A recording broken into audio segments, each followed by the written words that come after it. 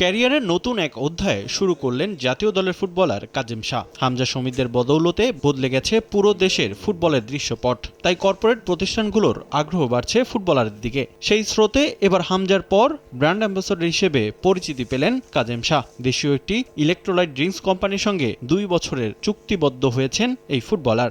I hope more players get these kind of opportunities because it'll only help them, you know. জাতীয় দলের সবশেষ ম্যাচে জয়, তবুও Asian কাপের মূল মঞ্চে সুযোগ হাতছাড়া বাংলাদেশের। তবে আগামী সাফ জিতে লাল সবুজের শিরোপা খরা কাটাতে চান কাজেম শাহ। আমাদের স্যাফ চ্যাম্পিয়নশিপ আসছে তো, সো ওইটাই মানে মেইন টার্গেট, মানে জিততে হবে ওইটাই। সো সবাই প্রিপেয়ার করছে ওই স্কোয়াডে ঢুকতে।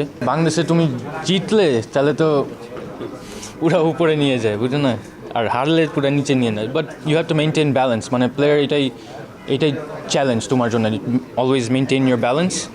ইনশাল্লাহ that's how you get good performances and that's the main target. We have to win a trophy. Hamza শমীদের অন্তর্ভুক্তি আরও শক্তিশালী করেছে মধ্যমাঠ, বেড়েছে প্রতিযোগিতাও। এতে নিয়মিত মাঠে নামার সুযোগ না পেলেও প্রতিযোগিতা উপভোগ করছেন কাজেম। শিখতে চান তাদের কাছ থেকেও। হামজা অফকোর্স সবাই জানে হামজা কি কোয়ালিটি প্লেয়ার, কি বড় স্টার।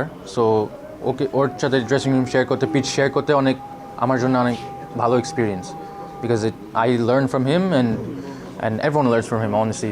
এটা তো কম্পিটিটিভনেস থাকবেই, মানে ন্যাশনাল টিম জানেন তো কম্পিটিটিভ থাকবে। নট জাস্ট শমিত, মানে লোকাল প্লেয়ার আছে, অনেক ভালো প্লেয়ার আছে। সো এটা নর্মাল, মানে you have to fight for your place. বর্তমানে তার ক্লাব আবাহনী খারাপ সময় কাটালেও দ্রুত ঘুরে দাঁড়ানোর প্রত্যাশা কাজেম শাহর। রিফাতুল ইসলাম মিরন, সময় সংবাদ, ঢাকা।